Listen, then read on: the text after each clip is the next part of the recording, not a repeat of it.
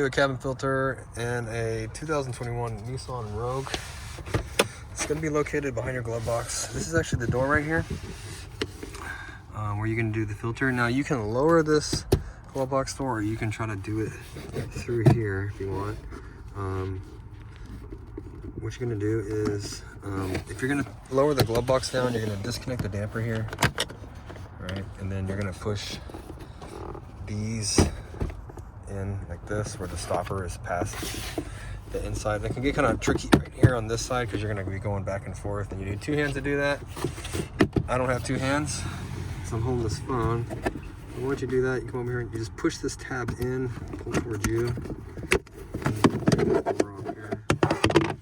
Once you get the door off, it exposes the filter, and you can just pull it right out.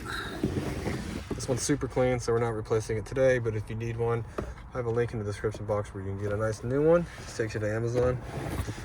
And slide the new one back in. Goes in like that. Now, a lot of times with your aftermarket filters, they'll have an airflow direction printed on the filter. It's gonna be down, okay? The arrows are gonna